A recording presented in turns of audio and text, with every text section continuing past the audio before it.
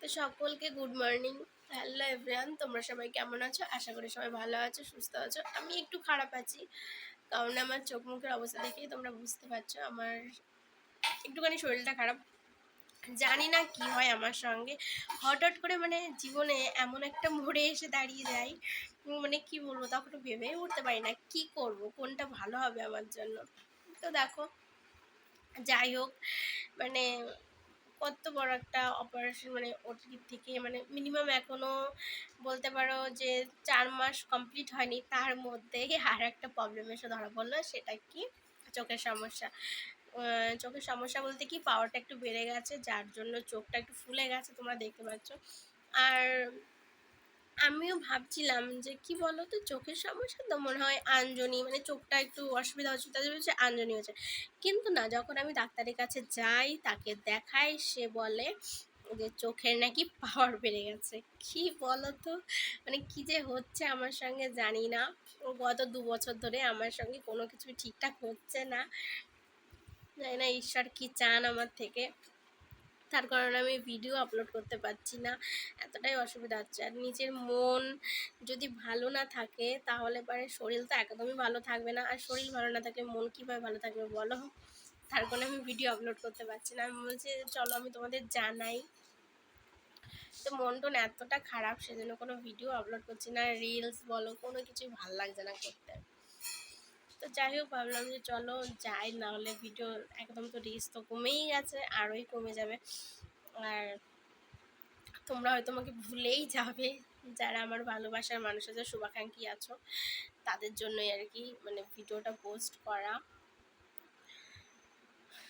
জানি না কি হচ্ছে আমার সঙ্গে, আর কি কি হবে ভগবানই জানেন, সে কি কি লিখে রেখেছেন আমার জন্য।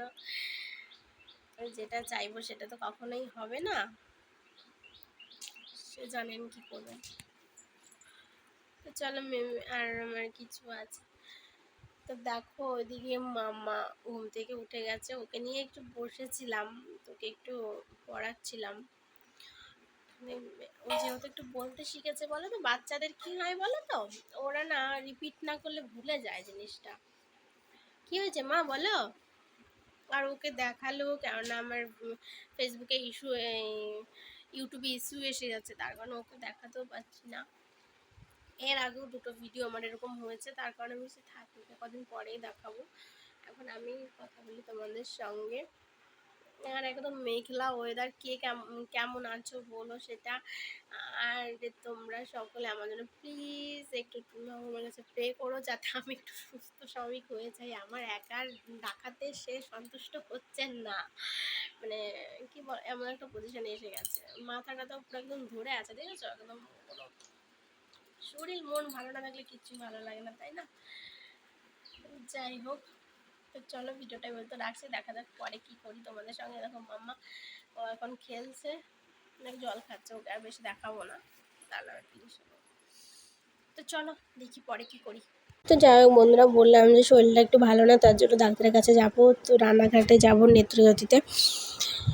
তো ডাক্তার দেখাবো। দেখো মাম্মা ওদিকে একা একা বসেছে, ও আমাদের কাছে বসবে না, ওর বাবার ওখানে বসেছে। দেখো কেমন অঙ্গভঙ্গি করে। তো ট্রেনের মধ্যে আমরা যাচ্ছি এখন, তো দুপুর টাইমে, ওই জন্য ফাঁকাই রয়েছে ট্রেনটা, সামনে একটা ভিড় নেই। আর সেও তো সেই কারণে ওকে বসাতেও, দেখো ও ওখানে একা একা বসেছে, বসে এখন দুষ্টুমি করছে, কখনো ঘুমোনোর ভঙ্গি করছে, কখনো একা একাই বসবে। তো শরীরটা বন্ধুরা খুবই খারাপ, মানে চোখে মানে মাথাটা তো পুরো একদম ধরে আছে, কিছু বলার নেই। আর এই মুহূর্তে আর কিছুই ভালো লাগছে না। তো যাই হোক, তো আমি দেখো বলতে বলতে রানাঘাট চলেও এসেছি।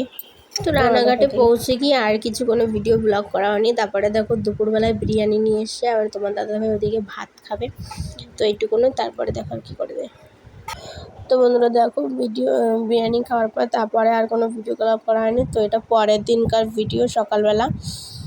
তো এদিকে গ্যাস তো আমাদের ফুরিয়ে গেছে, তার জন্য আমার মাছ নিয়ে এসেছে। তো এখন শুধু মাছের জন্য আর উনুন জ্বালাবো না, তার জন্য এখানে ইন্ডাকশানে আর কি মাছটা ভেজে নেব। তো অনেকে কী মনে করে বলো তো, আমার লাইফটা মানে খুব ইজি, তাই না? যেহেতু আমি সেমন একটা বাইরের লোকের জন্য মিশতে পছন্দও করি না, আর আমি কমফোর্টেবল ফিলও করি না।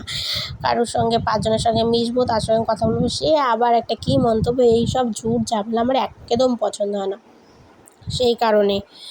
তো এইদিকে দেখো আবার মুখে এক গাদা ফেস প্যাক মেখে করেছি, এখানে মুখে একটু মাখা দরকারই আছে। আর এই গরমের মধ্যে মুখ দিয়েও জানি না কী সব বেরাচ্ছে, আমার আর কিছু ভালো লাগছে না। এই মুহূর্তে মনে হয় আমার সঙ্গে কোনো কিছু পারফেক্ট হচ্ছে না। এই মানে কি বলবো, 2 বছরে যে আমার সঙ্গে কী যাচ্ছে তোমাদের আর কি বলবো আমি। মানে আমি কখনো পারফেক্টভাবে খুশি হতেই পারছি না। আর এই গত 2-3 মাস ধরে তো একদমই আরোই না, একটার পর একটা বিপদ এসেই যাচ্ছে। ভগবান যে কবে মুখ তুলে চাইবেন সেই জানেন। আমার আর কোনো কিছু ভালো লাগছে না, একদম বিরক্ত। তো দেখো বাজার থেকে আবার মাছ নিয়ে এসে এইটাকে আবার ভাজবো, ভেজে আবার ওদিকে মাম্মাকে খাবো। আর ঝামেলা কী যে, এদিকে চোখের যন্ত্রণায় বাসছি না, বাট করছি না। তো আমি না এটা পরে করছি, এটা 2-3 দিনকার ভিডিও। পরে আচ্ছা তুমি খাও, পরে আমি ভয়েস ওভার দিচ্ছি। এদিকে আবার মাম্মা আমার সঙ্গে দুষ্টুমি করছে। তো চলো ঝটপট করে মাছ টাছ ভেজে নেবো, আবার ওকেও খাওয়ানোর সময় এসে যাবে। যাই হোক 2 দিন ধরে চোখের ড্রপটা লাগাচ্ছি, মনে হয় মেবি একটু কম হয়েছে। তো যখনকার এটা ভিডিও তখনকার আমার চোখের অবস্থাটা খুবই খারাপ ছিল। তো তারপরে আমি তোমাদের ভয়েস দিচ্ছি 2 দিন পরে গিয়ে।